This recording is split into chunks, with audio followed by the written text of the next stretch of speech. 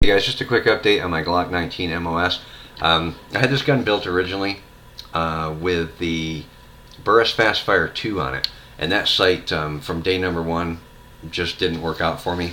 There was a problem with the emitter to begin with, so I had problems with the sight itself, but it's also a lot taller than the 3.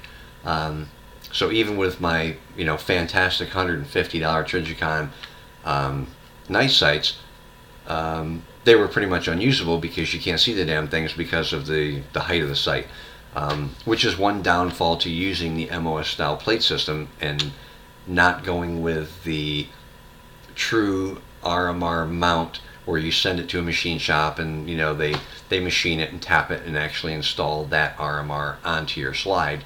This is what happens when you use a plate system, and M&P has the same issue with the M&Ps that I've had that had different sights on them. Same situation. The sights are very hard to use. Now this one,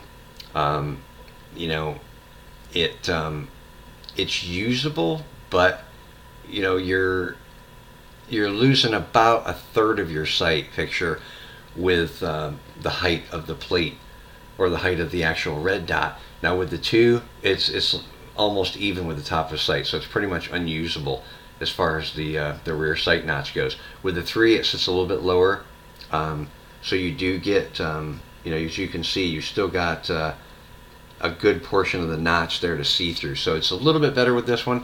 And of course, this dot is an 8 MOA. My other one was a 4 on the Fastfire 2. And of course, this sight is adjustable with 4 different intensity settings, which helps when you're old like me and you need the brightness. So I like that part of it. It's not a Trijicon RMR. I mean, it's not, the case is not super thick aluminum like the Trijicon is. But honestly, I don't plan on taking this gun to a training class, beating it off the trunk of an 87 Chevette, and going through superhero shit with it. I really just wanted to build the firearm to have an everyday carry gun that had the ability to use a red dot, and for what I built the thing for, it works. You can manipulate the slide using your hand or your belt or anything else, and you're not going to damage this sight. It's pretty sturdy, it's pretty solid. The mounting system works pretty well. No, I probably would not beat it against some super hard surface because I'm pretty sure that if you do it enough, you're going to break it. But for your normal everyday circumstances, for what I would use it for anyway, I think it's going to work fine. It does a good job. I've not had any issues with this sight from the day that it went on. I mean, it works flawlessly every time. The dots there, it's perfect. You do have to occasionally, and I mean like daily or when you go to the range, blow the lint material out from up in the emitter area and even from the lens area, because it's a carry gun. It gets dirt in it and crap, just like the bottom of your mag wells. It always get lint and crap in there, and the sight's going to do the same thing. So when you go to the range, it seems like one of those things where when you pull it out, you give it a quick dust off, and it seems to work better. I mean, you can still see the dots, still there, it still works fine, but there is some debris in the window that you can see when you're carrying it every day. Other than that, the only things that I've done with this gun, I did go ahead and put the IDP tactical flatline trigger in it, and I like this trigger over pretty much every other one that I've used, mostly because you're only replacing the trigger shoe. You're not replacing the whole bar. So it's using your factory trigger bar. It's not that expensive. I think I paid $75 for the trigger. It works real well. Of course, there's no magazine in this gun, and there is no rounds in the chamber. But basically, you got just that little bit of free travel, and then the wall, and then the gun breaks. And then where your reset is, you've got a fair amount of forward travel, and then you hear the reset, and you've got a little bit more forward movement, but there's not a lot there. To me, it's a very good everyday carry trigger because it's not super light. You don't end up with a 3-pound trigger. With I've seen some firearms that, you know, the trigger is like way back in here, and then there's, you know, very very little bit of movement and the thing breaks, and the reset is, you know, like a tiny little amount and the gun resets.